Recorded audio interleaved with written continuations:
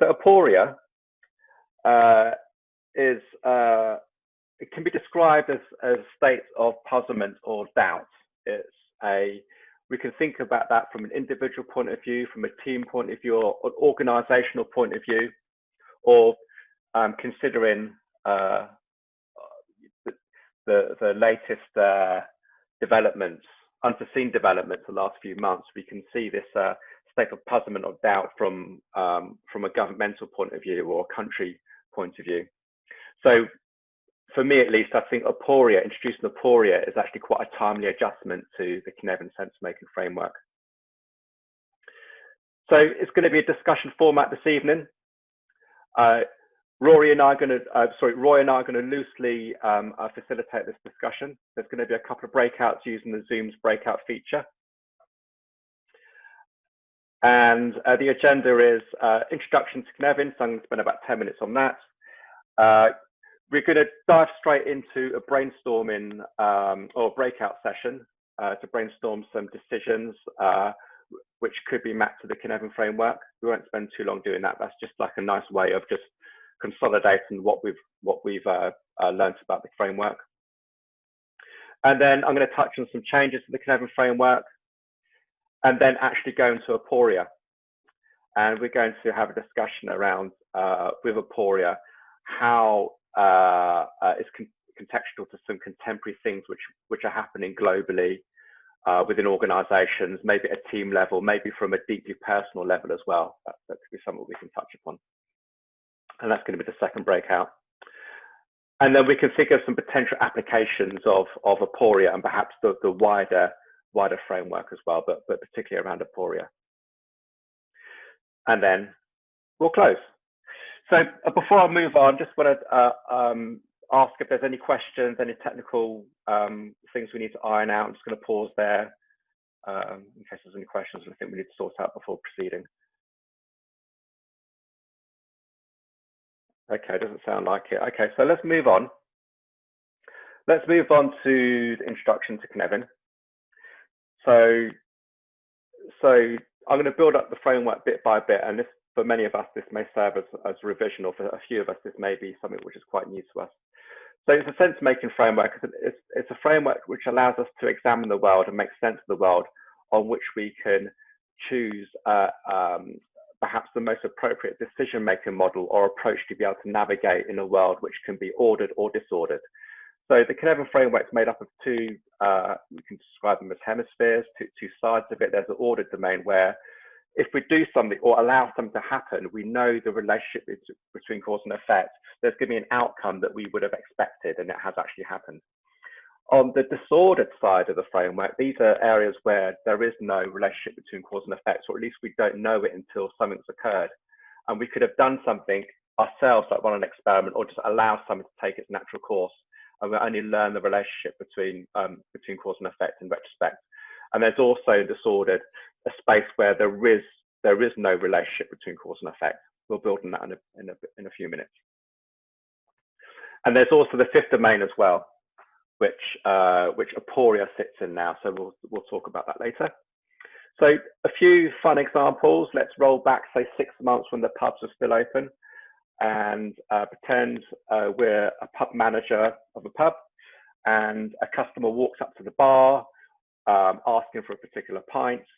As a pub manager or anybody, any member of staff will know what to do in that situation. It's fairly self-evident. It's obvious what to do if someone asks for a pint. So the decision maker model here is we sense, categorize, respond. We sense what the customer wants.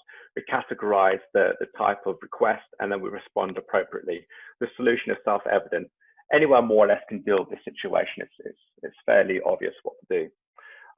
If we think about technology, software, then if this thing's going to happen 10,000 times in the future, and we think the environment is not going to change, and this is a good candidate for automation.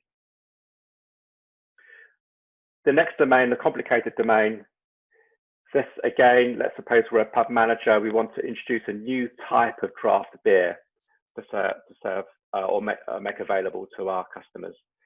It could be a different type of beer to the beers we're serving already. So it could be like a Guinness extra cold, or one which is served in a different way to the normal beers that we serve.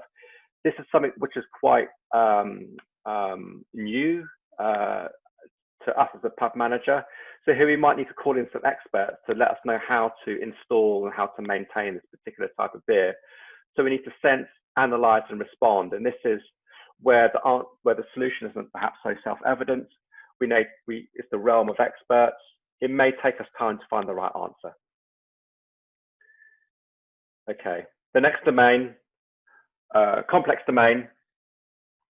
This is one where we can, suppose we're a pub manager again, and we want to choose the best beer selection to complement to a menu. Supposing we're now into the summer months, we want to be able to offer a summer menu, and we want to say this ale complements well with this pie, or perhaps this type of wine is good with this kind of fish dish. We don't know the answer to this. We need to run some experiments and maybe get some customer feedback loops by getting customer feedback. So here cause and effect isn't known up front. We only know it through retrospect, through running those experiments. So here the decision maker model is we probe with experiments, we sense the emerging patterns or facts, and we respond appropriately. So the solution is emergent. Here it's very, very hard or probably unwise to estimate how long something's going to take. And here we run what's commonly called safe to fail experiments, or experiments where if something does go wrong, it's contained in a small way. And then we have the resources and the capability and the mindset to continue experimenting. Okay, the fourth domain is the Celtic domain. So as a pub manager, customers may be returning a particular type of beer, complaining it tastes like dishwater. This is absolutely horrible.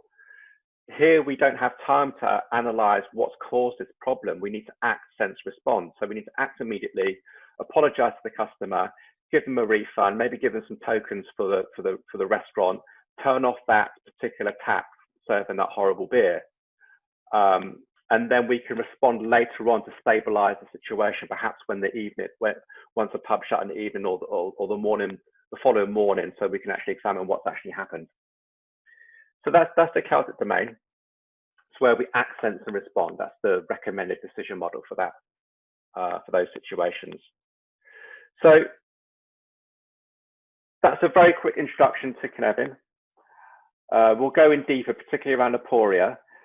But what we want to do now, Roy and I want to give you guys the opportunity to discuss this in a breakout. But before we describe the breakout, I just want to pause there in case there's any questions or thoughts or anything we need to deal with before proceeding. Actually, before we do that even, if you're able to participate in the breakout room, could you switch your camera on so I can see that you're available for that? And back to you, Dean, for questions while I set up. Fantastic. Thank you. Thank you. So the first breakout we'd like to do is how many people do you reckon, Roy? Do you reckon groups of 3? 3, yeah, sure. Yeah, groups of 3. So what we'd like you to do is in your groups of 3, brainstorm a list of decisions that you have in mind which could relate to these different situations that we've described so far on the Cynefin Framework. And these could be decisions in the past, or it could be decisions in the future. And these don't have to be good decisions. There could be bad decisions that we've learned about in retrospect. And we've also offered some areas that you can think about. It could be from a personal point of view, from a team point of view, perhaps in your organization or another organization, perhaps the dynamic, fast-changing business landscape we're in. Perhaps we may want to talk about, particularly with the pandemic situation, the healthcare response or social care or social welfare in our communities and societies. And that perhaps at a high level, thinking about government policy and how researchers or science has been able to respond to the outbreak. So we're just going to do a few things in the background to bring people into different rooms. So just as a quick summary, what we'd like you to do is just brainstorm in your groups of 3, different types of decisions which may have happened in the past, or decisions which may need to happen in the future. And it can be at any of these kind of 4 levels here. And think about how that might map onto the Cynefin framework here. Just remind me which slide we're on. So we are on slide number, let me just come out of this. Slide number 15. 15, great.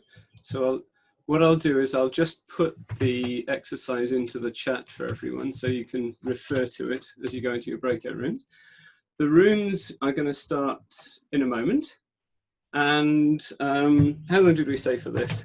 We said 4 to 5 minutes. 4 to 5 minutes. Just come up with a list of decisions. Maybe someone would like to just write it down on paper. It doesn't need to come back into the main room particularly, other than conversation. Okay, is that all clear as an exercise? Yep, people are nodding. So I shall open the rooms, and we'll close. I'll press close on the room when it's a minute to go. So feel free to use that minute and come back at the end of the minute. Yeah. See you in 5 minutes.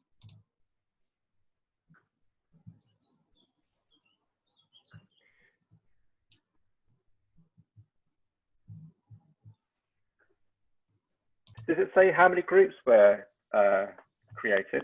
We had 6 groups. 6 groups, okay. 2 groups of 2 and the rest of 3. So just as a reminder, we won't go through each group at this stage, but we'll just give people an opportunity to share what they've discussed. My suggestion is let's get 5 decisions to come back. Yeah. How long? What time do we want to go into the next thing? Yeah. Okay. Yeah, we've got 9 minutes. So that's yeah. So let's just invite things for a few minutes and see how it's going. Yeah. Should we do this together? Yeah, let's do it together. Yeah, I will get the screen share up and running again. Okay, so welcome back, everyone. Hope that was a helpful discussion. The idea at this point just being priming yourselves with decisions that are on your mind, that are active, either past decisions, future decisions. The idea being that will help to contextualize and ground the topics that are coming up. So right now, we're just mainly interested in what were the decisions that were live for you? What were the decisions that are active for you and on your mind at the moment? Claire? So we did talk about software development. We could do that, sort of like buying a buy build decision, and also don't do any of those things if it's in chaotic. But actually then we got into a side one, which was how we feel about COVID, which is very in the chaotic at the moment because there's lots of unknowns. So we actually went very topical. Thanks, Johnny. Any decisions within that, or more exploring the topic generally? Well, actually, I really liked that analogy that you used, Dean, to explain it about sort of, you know, there are some things where you just need to react to the thing that's happening, which is what we ended up talking about. So if someone's unhappy with the beer, you don't actually worry about sort of like what's wrong with the beer that second. You concentrate on making people happy. And I think that's the sort of thing why we said, yeah, we're probably in that phase at the moment. The situation is we had to bring sort of like the virus under control and sort of like do some and then develop plans. Whether we should be better on the plans, I had to answer the doorbell, so I think that's where we would have gone next, Johnny. I feel. Great, thanks, Claire. So that's 2 decisions. Other decisions from other groups? I like the one that you had. I don't know how. So is it Cheyenne? Apologies if I mispronounce your name. You got it correct. Yeah. I thought your decision was a good one in terms of where it's at. So it's what you were looking to do with the tests, experiments in production, or experiments, or where that fits. Do you want to ask that one? Yeah, I think. Yeah, you can. I think talk about that. So we're not sure of the way forward for something we want our development team to do. They need to go away and experiment to find out the best way forward. I'd said around complex spaces, multiple right answers, And so that led to the questions. So it was to say, well, where does that sit then? Is that in the complex space or complicated space? My answer, rightly or wrongly, and discussed, was that it could still be in the complicated space, in that we do a spike, we work out, the experts will say, once they've investigated the code, they work out what plugin that will be a right way forward. There might be multiple right way forwards, but we can resolve it critically within a short enough period of time. You can't resolve the decision in a short enough period of time. That's when you get into complex space, because you need to run multiple safe to fail experiments to work out the single right answer after that. It'd be quite nice. Great, thanks, Ian. Other decisions that came up in other groups? Gary and David, do you want me to have a go? I'll have a go. Gary was telling us about his, if I'm faithful to what he said, his challenges at using existing staff and trying to assemble them or spreading them into different sub-development teams, and how do you go about deciding who to pair with whom? And we thought that you're dealing with human beings, flesh and bone, so it's not going to be like the beer that Dean mentioned. It's a bit more complicated. So maybe David suggested you can start with complicated, as in actually there are things that explain how people might be productive together in terms of their personalities, their complementary skills, or their approach to things, or at least helping them maybe understand each other better, things like this. So there's an element whereby you can analyze the situation, and is it analyze, respond? Probe, sense, respond in the complex space.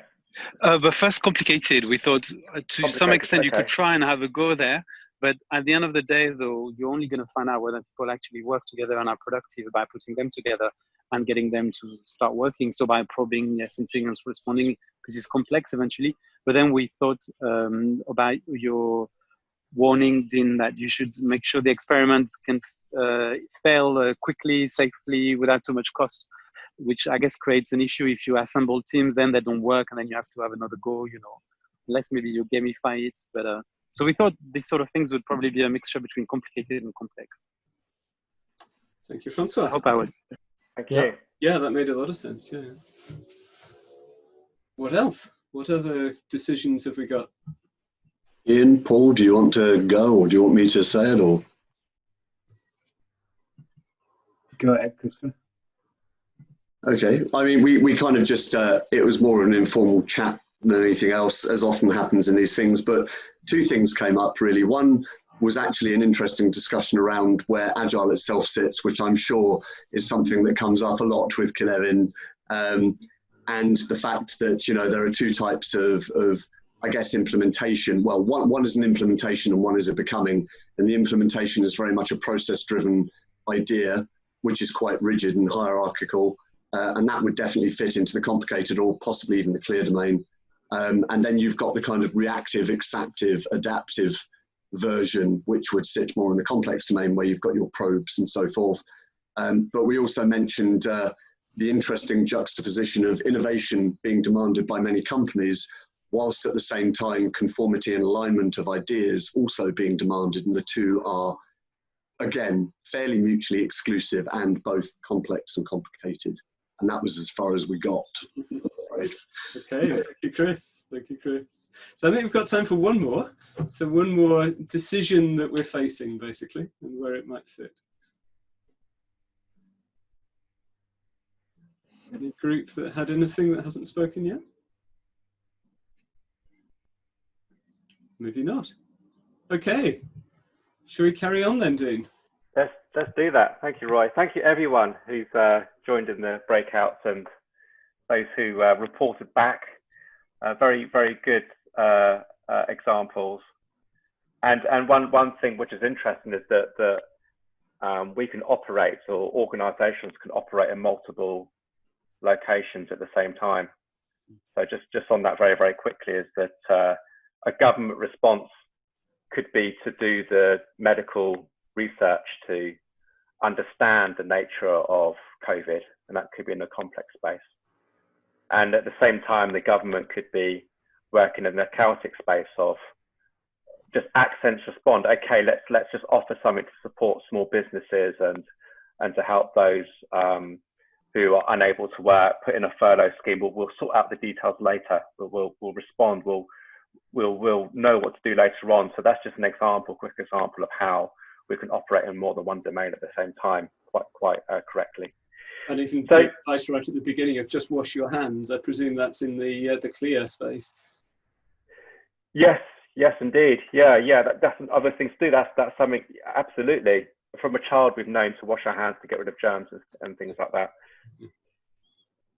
So would that not be slightly different though? Because most people know to use soap to wash their hands, but the methodology of washing your hands safely for 20 seconds in specific ways is slightly more into the complicated domain, just as a thought.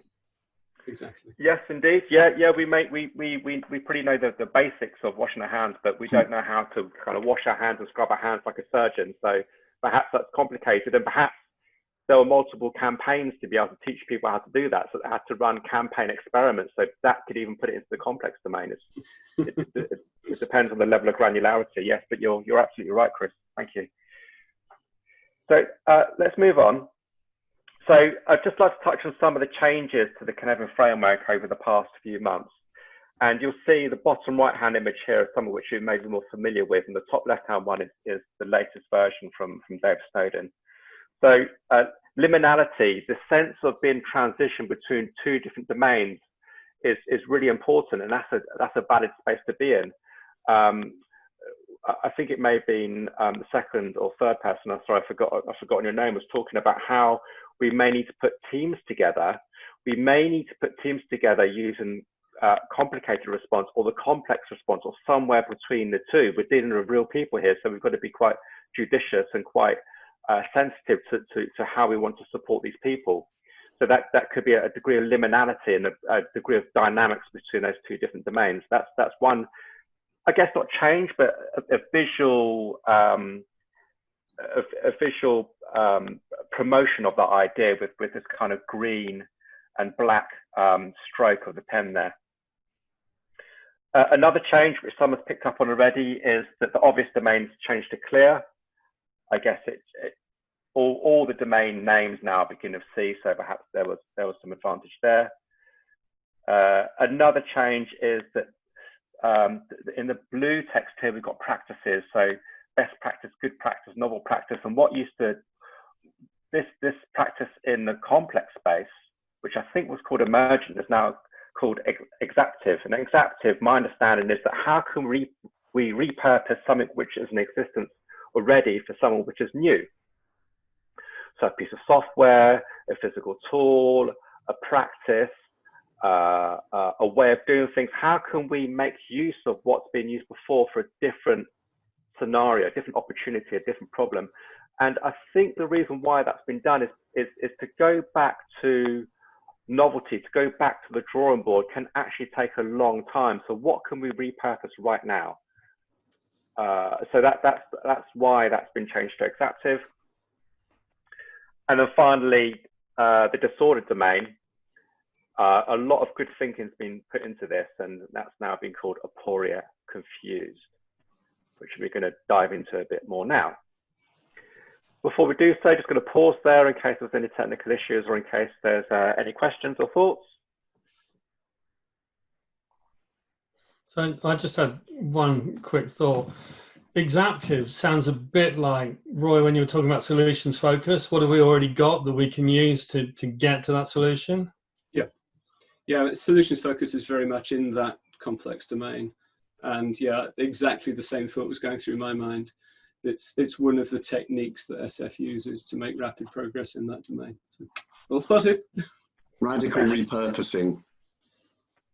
Awesome. Essentially. Awesome. Yeah, radical repurposing. Yeah. Okay, so let's move on. So introducing Aporia. So I've got a couple of quotes here from a few thought leaders. One from Chris Corrigan.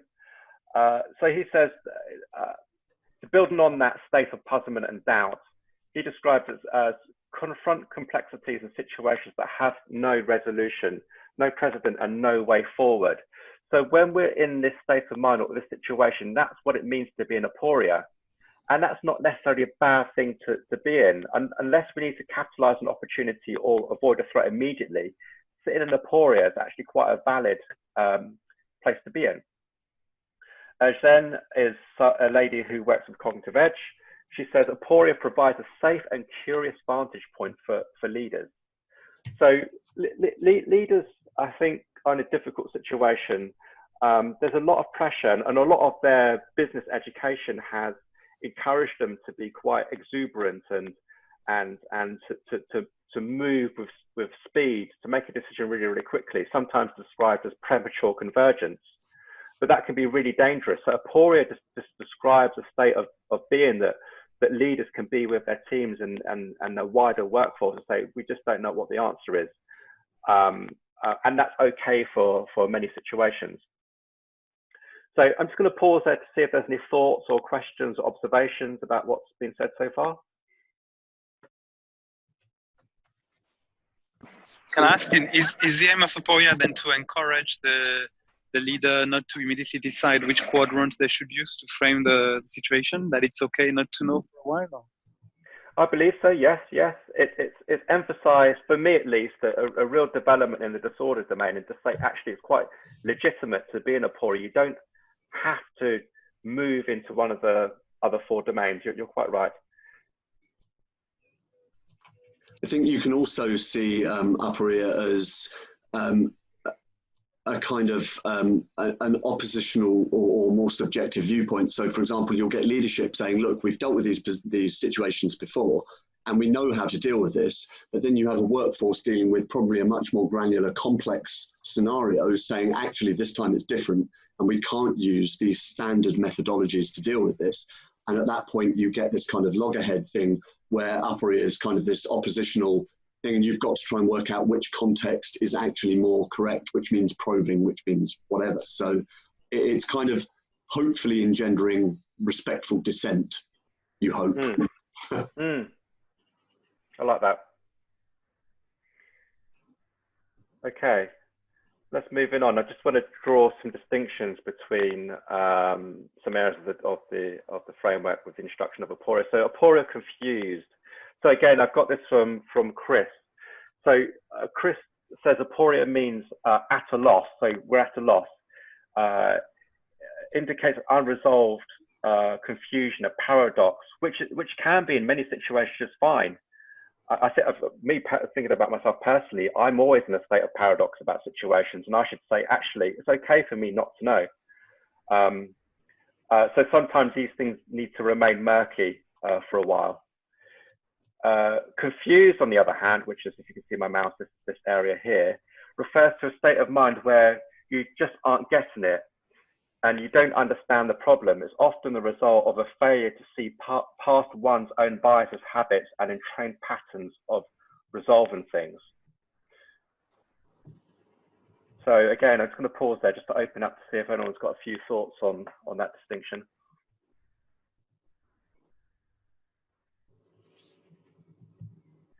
Okay, I'm going to move on. Doesn't sound like it. I've got a question, Dean. Shoot. When you're sitting here, how do you know whether you're at a loss or confused? How do you work out which, because from outside it might be obvious, but from inside these biases, habits and patterns of thinking, how do you work it out? I guess it's from a personal point of view. From the outside, it may be, as you say, it may be fairly clear, but I guess we've got to operate from our own, from our own perspective. And I would say yes, I see what you're saying. I think I see what you're saying. So to be confused, it would need a third party to suggest that I am confused, I am suffering from my own biases, habits, and entrained patterns. But I could possibly say that I'm in aporia because even though I understand the situation, I have the facts, I'm choosing not to move into one of the other 4 domains. Okay. Can I chip in with something on that? Please. As I understood, there's a distinction between aporia and, or how we say it, and confused. Confused is the old disorder, the state of not knowing. So you are in confused. You don't think you're in confused. You think you know the right answer. You don't. You're actually in confused. Versus aporia is a conscious state. You are there knowingly because you don't know the right way forward. I don't know if that's helpful or not. It's just what came to mind.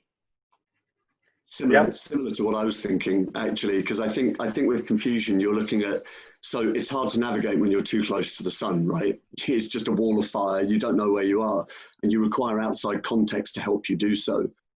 Where aporia, you're more kind of, I think you've got more choices. You're aware of the situation, and you can start like dousing how you're going to move forward, or if you're going to move forward, I guess. It's just my understanding. Yeah, that makes sense. I mean, the thing that's funny. Hold on, Soleil? I was thinking in awareness too, that difference between confusion and aporia would be that aporia, you are in the awareness of that you are in a confusion or a paradox. And that's that is the present, right? Like at least you are aware of, and then you know what to do or not, right? That's the point. But I think that's the main difference between the 2 points, the 2 states. I'm not if I'm in the right direction or not. Makes sense. Johnny, you had your hand up. Did your point get made? Or? It did. Yes, I stuck my thumbs up afterwards because I think what Ian said made sense to me. I think aporia is when I'm not quite so tense. Confused is when I go, what do you mean it's not working? Whereas aporia is, oh, what's going on? I don't understand. I like it. Thank you. Great. Thanks, guys. So moving on, how's aporia different to chaotic? So being in aporia is to acknowledge we don't fully understand the nature of the situation, whereas chaotic, it differs from being in chaotic, since being here, we know we must act immediately to stabilize the situation. So for example, if you roll back about 3 months, something we want to do right now is to haul toilet roll.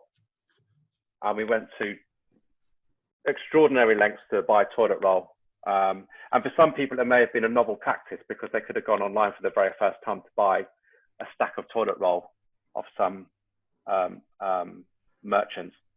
Whereas maybe do something later is that for those who commute into a big city, they may reserve the decision to get a refund on their train season ticket.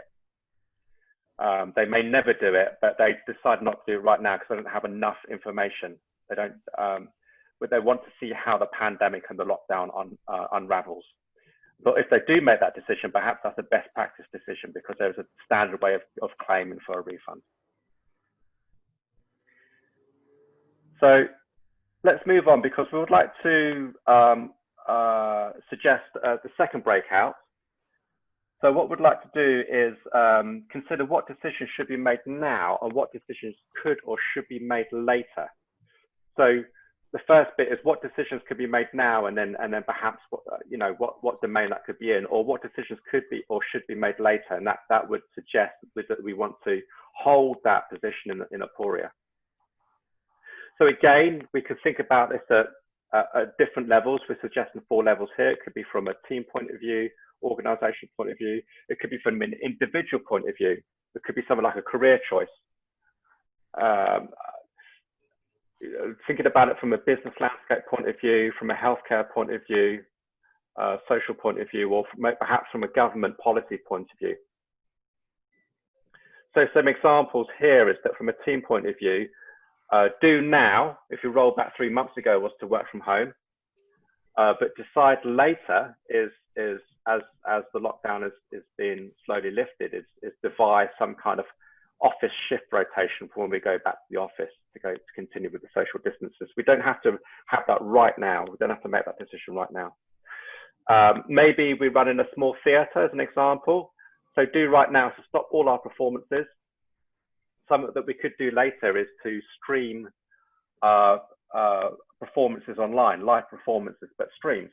Again, this could be a decision that we don't want to make right now, but we can hold it in reserve in a place of aporia.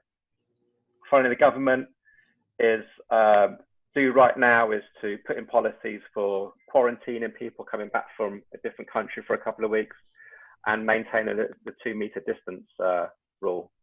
And then later we might want to review those policies. So here's just some examples of some levels that you can discuss in your breakouts. Roy, have I missed anything out at this stage, or is there anything else that we should add? From my point of view, just quickly, can I check with Carlos and Joel, if you would like to join a breakout, switch your camera on now. Apart from that, I think just to check whether anyone's got any questions about what we're doing in the breakouts before we start them.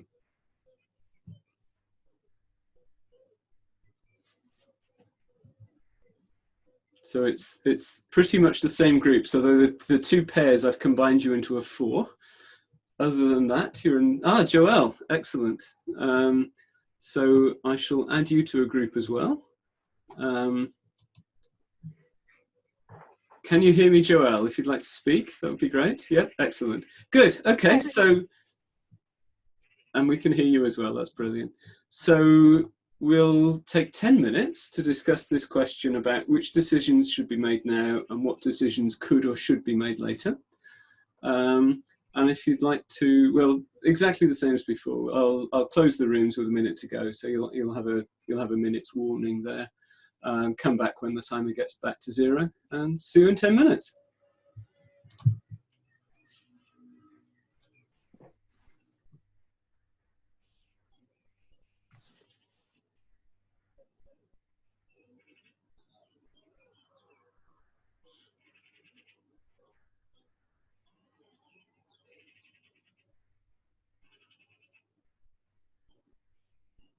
Cool.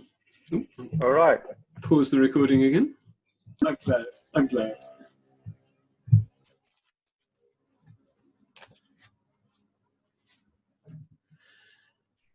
Okay, so welcome back, everyone.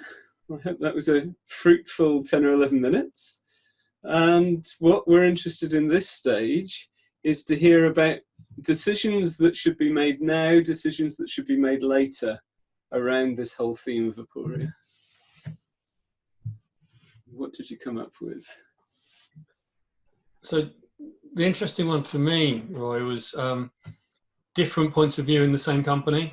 So from an engineering point of view, we want to put off decisions about what we're going to work on, what we're going to do.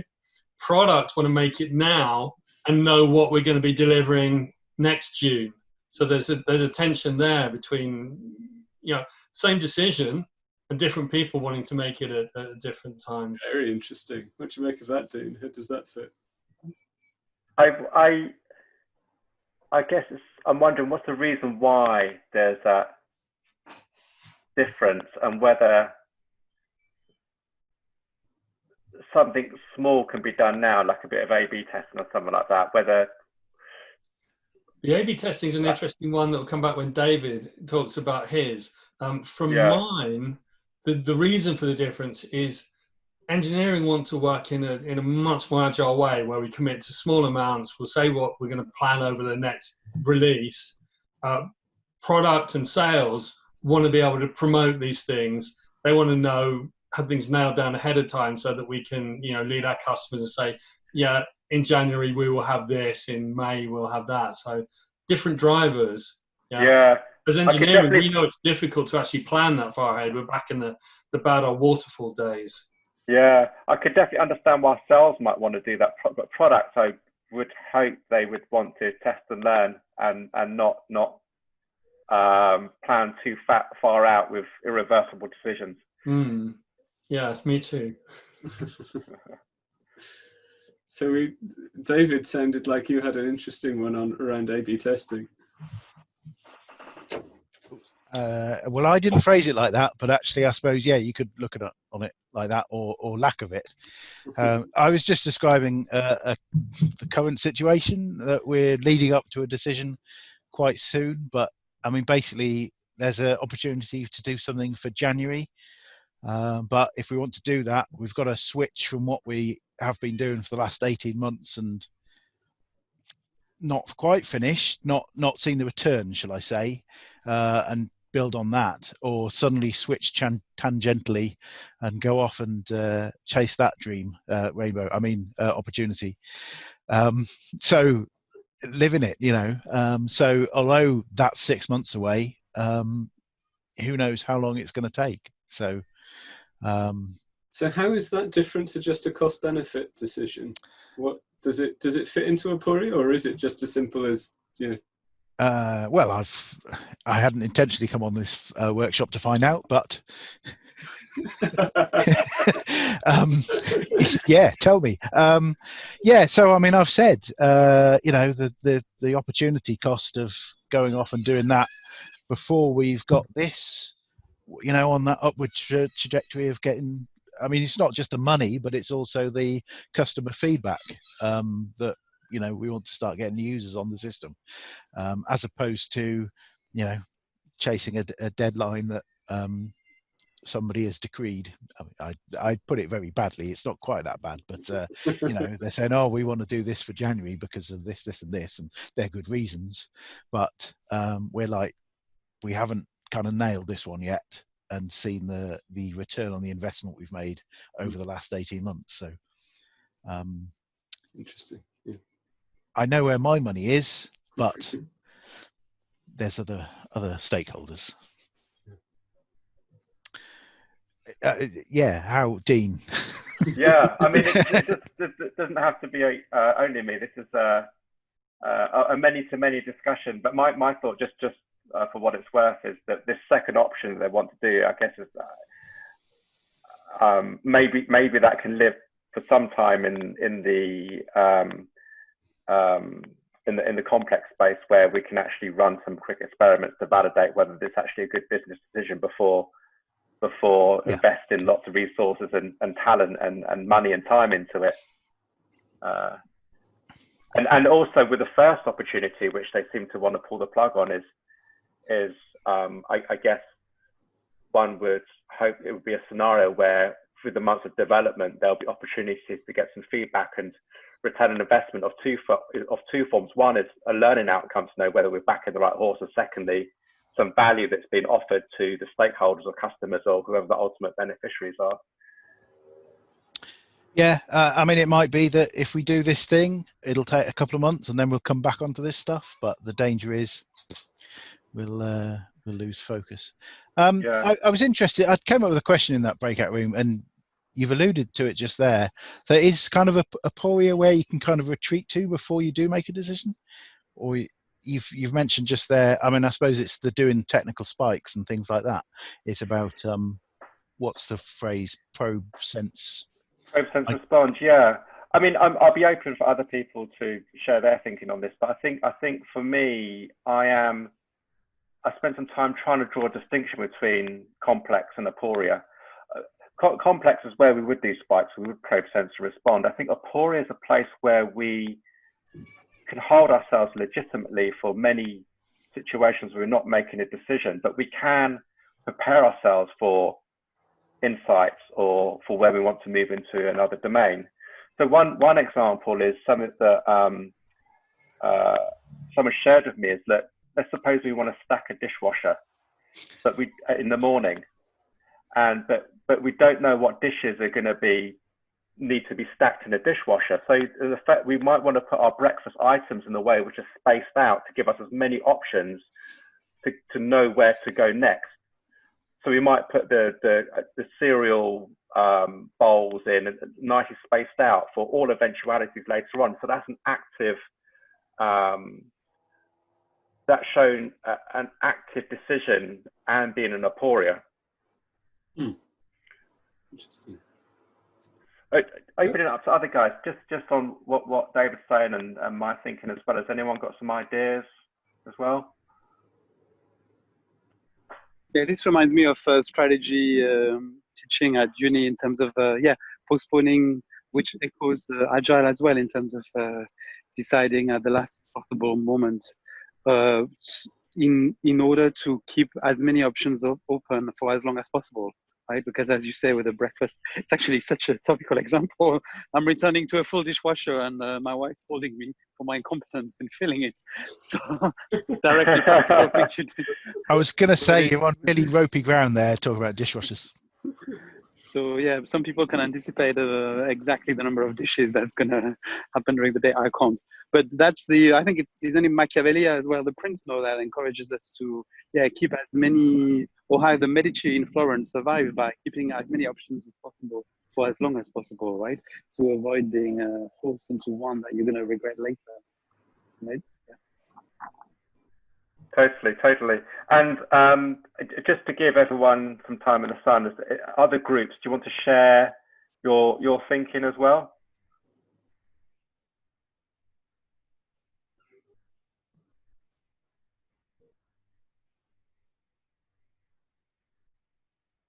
I was going to stay quiet, but if other people are being quiet, then I'll take airtime. So apologies. If someone else wants to speak, then shut me up. I was start off by saying I had a problem with the question to start with, in terms of it presupposes that there are decisions we can't make. There are decisions that aren't the right decisions. So I make a decision about the rota to set for when we come back to work. If we understand where we are, that we're in a complex, chaotic, whatever space, and it's not predictable, we don't know where things are going to be. If we understand the nature of where we are, then we can act coherently in that situation. So in which case, we would know that's the wrong decision to make, and we wouldn't make that decision. We'd say, let's delay that. So I suppose we'd delay it, but it's the reason for delaying it. So if it's a reason for delaying it is that we know we shouldn't be making it versus we can't make it, we're unable to. So I suppose if we distinguish between the two and say all we're talking about are the decisions that are the right decision, and if we're saying we can't make a decision about it, that I have a problem with, I guess, because depending on where we are in the domains, we can always make a decision, whether it's an abductive decision, it's an opening. So I have to Francois bit around leaving as many options open for the future, and mentioned something around somewhere that does that. I'd be interested in what that is in terms of decisions, because they talks about that. Some people are more able to make decisions in a way that leaves more options on the table later. So that's a way you make decisions rather than making a decision. I don't know if that was helpful, but anyway, that was what was on my mind. Yeah, I can understand that. Yeah, I guess that's an example of putting together a rota for the office. It could be that I was thinking that we know we've got to make that decision, but we're not going to make it right now.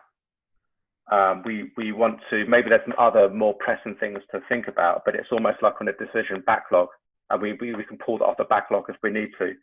And how we make that decision, whether it's good or bad, I guess we've got to look at different insights, see how other companies have done something in the past, how they've succeeded or failed. That makes sense. Yeah, so we know. So if we do need to make a decision because there's a lead time for whatever reason, so we're forced to make it. How do we make? So we don't know if we haven't got the expertise to make it. We have to go out and maybe find an expert. If we can't find an expert, what do we do? If there's not a right answer, we're in a complex space. So I can see. Yeah, I think Sal's putting up her finger. Go ahead. Yes, I want to build on that because I come from working with decisions. I was telling in my room that I come from in Harvard. We talk about deliver small student to prove the world, right? And we took decision as inventory. Everything is a decision. So the more decision that we stack up, it's like we treat it as inventory in manufacturing. And sometimes what I like about Aporia is the awareness of, okay, I'm here, I'm lost, and have all this complexity, chaotic situations, I have all of that. And in the example we took, it's how you start slicing of which axis you take out of all those confusing Aporia situation to make it chaotic, complex, or even complicated, so it can be easy to deal with. At least you can respond accordingly. So for me, that's a great aha with the way of how we in the Harada we saw this. I work close with her with a little cover on this, and that is our major and top and hard topic of delivery is the decisions as inventory, and that is everything. And it's up to us to see how small. So makes a lot of sense what you're sharing here, and the example from Ian do it as well. Just kind of say two quick things. One is granularity, and then the other thing is around the 5 points method. If you know that, so if we are not managing the granularity, then we might be making too big a decision. We need to break it down. So if it's not clear if we're in Aporia, it might be because we think one decision, what is one decision, is actually many decisions. We need to break it out to get the granularity right, and it then may become more clear which the clear decisions are, which the complex ones are. So managing that, and the 5 points exercise helps us do that. Was that what you were slicing, Sally? Sorry? That's what I was saying about slicing. Is one of the different ways of slicing it, and the key point here is to prove it as soon as possible, so we can get the feedback and we can reflect and improve on and so on. What we know, right? So that's what I was sharing with slicing. Thank you. Yeah, and I think Ian, and Sol, thank you. And I believe when you say the 5 point, I think there's another name for it as well, just so people are aware. It's sometimes called the 4-table contextualization. Is where we may start off a whole load of material in Aporia, but running this exercise, we can actually see each individual piece, where do they best gravitate towards, and that just allows us to separate stuff out and get that granularity, as you guys are saying. Thank you. Any other groups would like to share their thinking? I think we've got a couple of minutes left before we're wanting to move towards closure. But anybody else got some thoughts, observations, stuff on their mind? Just to say, I've shared the article I was referring to, which was about how the Medici were delaying their decision making.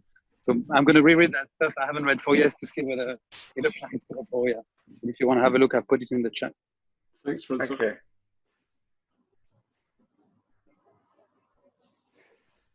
I could add one quick thing in terms of the fact that it may not always be a specific or refined decision. Sometimes it's a resolution that happens in the same way that you enter the chaotic domain, but you never stay there because you can't stay in chaos forever. You eventually will resolve, something will, a constraint will happen, an action will happen, and you will start resolving into complexity.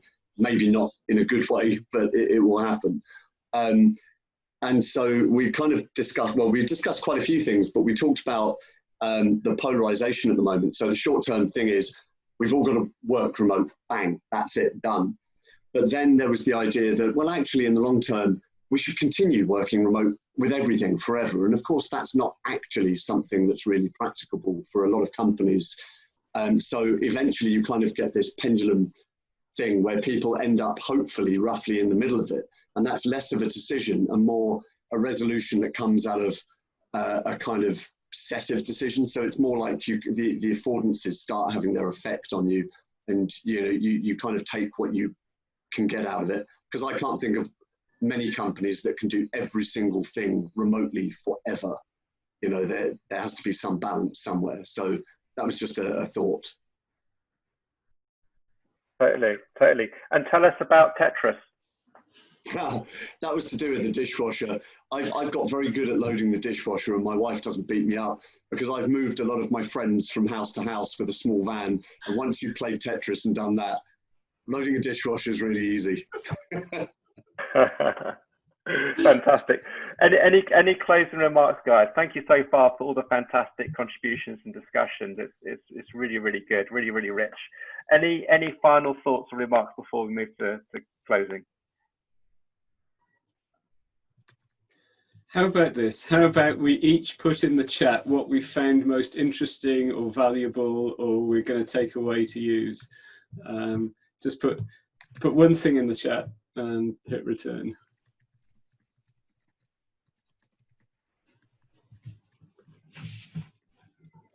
Application. Energy cost.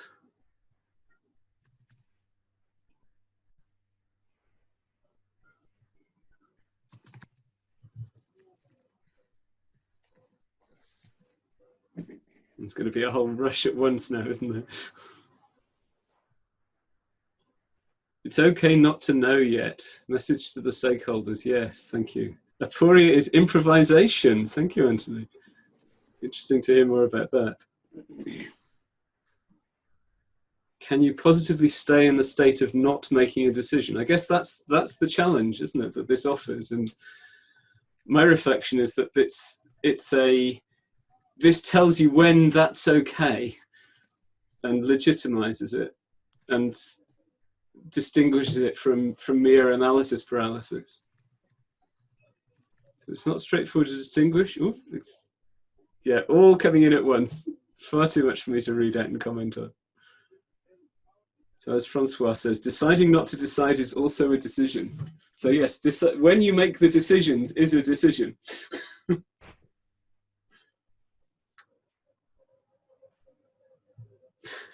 And David is determined to put the words to good use. Excellent.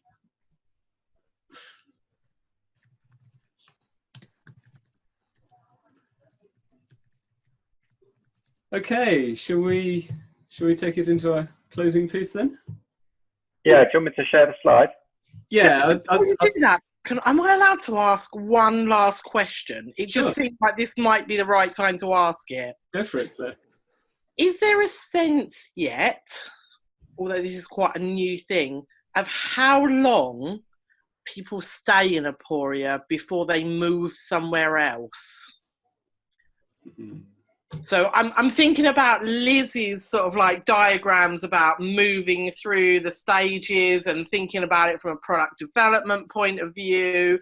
And I'm trying to kind of link that in my mind to go, is this a temporary state? Do you pop in and out? Are you there until you make a more decisive move into one of the other quadrants?